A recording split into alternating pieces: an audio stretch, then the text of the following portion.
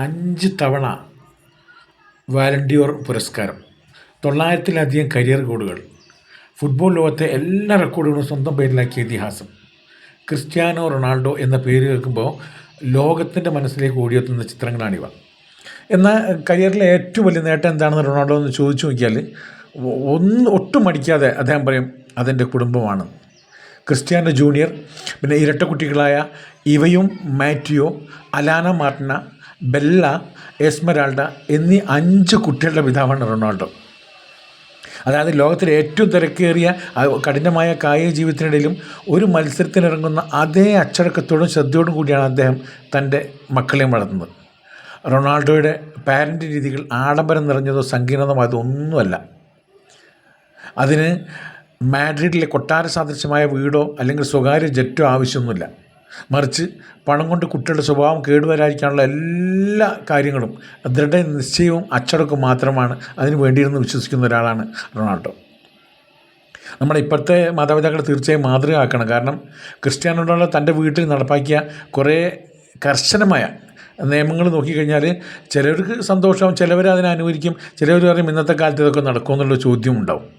കാരണം റൊണാൾഡോയുടെ വീട്ടിൽ ജങ്ക് ഫുഡിന് കർശനമായിരിക്കും. അത് ഫാസ്റ്റ് ഫുഡ്, മധുര പലഹാരങ്ങൾ, കാർബണേറ്റഡ് പാനീയങ്ങൾ, നമ്മൾ ഇൻ്റർവ്യൂവിൽ കണ്ടില്ലേ, യൂറോ കപ്പ് പ്രസ് കോൺഫറൻസിൽ തൻ്റെ മുമ്പിൽ ഇരുന്ന കൊക്കക്കോള കുപ്പി, പെപ്സി കുപ്പിയല്ല, കൊക്കക്കോള കുപ്പി മാറ്റി വെച്ചിട്ട് വെള്ളം കുപ്പി ഉയർത്തിക്കട്ടി നമ്മൾ കണ്ടാണല്ലോ.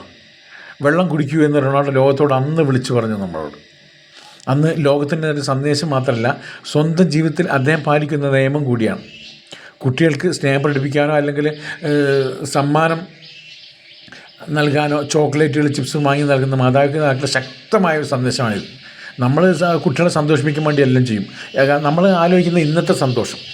പക്ഷേ റൊണാൾഡോ ഫോളോ ചെയ്തതെന്ന് വെച്ചാൽ അവരുടെ ഭാവി, അതാണ് നമ്മൾ കാണേണ്ടത്. കാരണം കുട്ടിക്കാലത്തെ ഭക്ഷണശീലങ്ങളാണല്ലോ നമ്മളെ ഭാവിയിൽ നമ്മുടെ ആരോഗ്യങ്ങളൊക്കെ നിശ്ചയിക്കുന്നത്.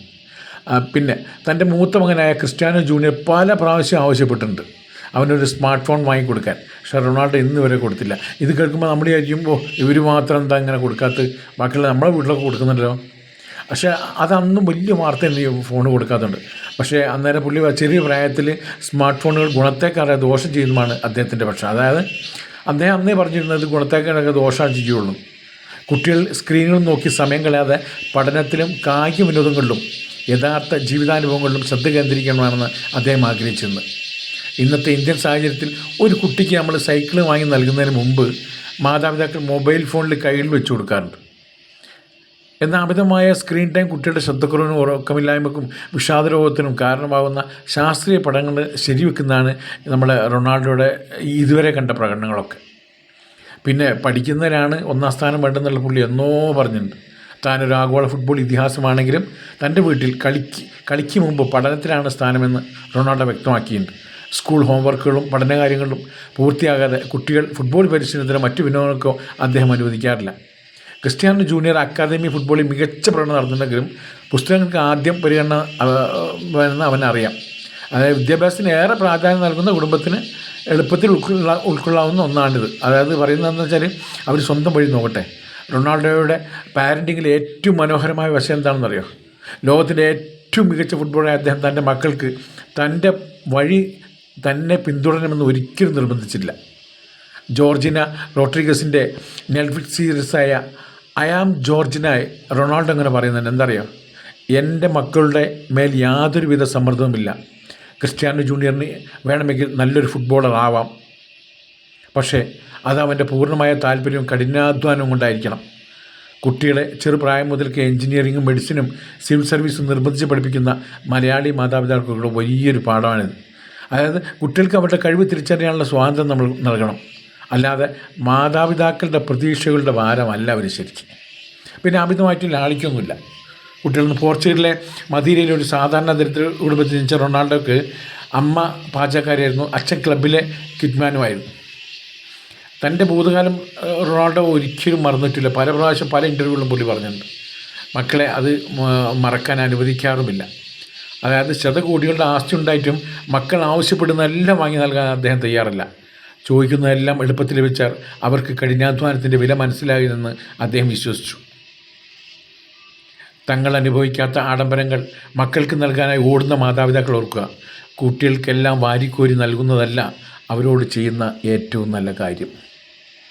ഇത് നമ്മൾ മനസ്സിലാക്കേണ്ട ഒരു വലിയ സന്ദേശമാണ്. ശരിക്കും വലിയ സന്ദേശം എന്നാൽ ഏറ്റവും വലിയൊരു സന്ദേശം. ഈ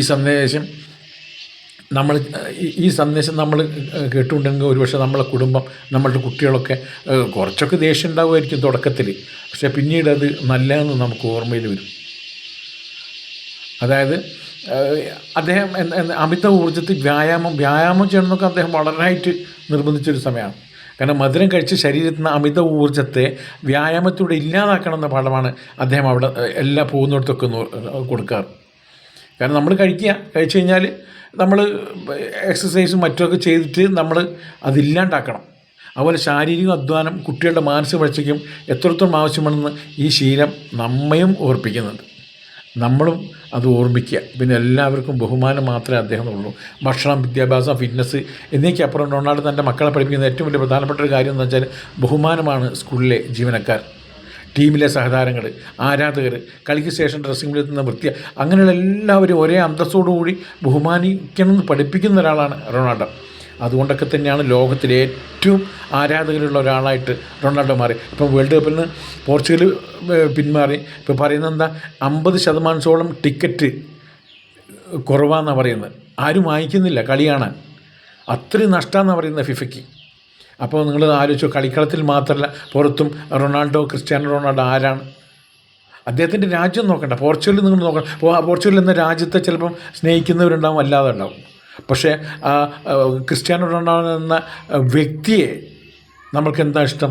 അദ്ദേഹത്തിൻ്റെ വ്യക്തിത്വം, അതാണ് നമ്മൾ നോക്കേണ്ടത്. എല്ലാവരെയും ബഹുമാനിക്കുക, ശാരീരക്ഷമത നിലനിർത്തുക. ഈ 7 നിയമങ്ങൾ ലോകത്തിൻ്റെ ഏത് കൊള്ളുകൊടുക്കുമ്പോഴും മികച്ചൊരു തലമുറയെ വാർത്തെടുക്കാൻ സഹായിക്കുന്നതാണെന്ന് അദ്ദേഹം പറയുന്നുണ്ട്. ഒരുപാട് കാര്യങ്ങൾ അദ്ദേഹം പറയുന്നുണ്ട്. മൊബൈൽ നിയന്ത്രിക്കുക, പഠനത്തിന് മുൻഗണന കൊടുക്കുക, ജങ്ക് ഫുഡിനോടൊക്കെ നോ പറയുക. ഇത്തരം കാര്യങ്ങളിലൊക്കെ അദ്ദേഹം എതിരാണ്. പുതിയൊരു മികച്ചൊരു തലമുറയെ വാർത്തെടുക്കാൻ സഹായിക്കുന്ന ഒരുപാട് കാര്യങ്ങളാണ് അദ്ദേഹം ചെയ്തിരിക്കുന്നത്.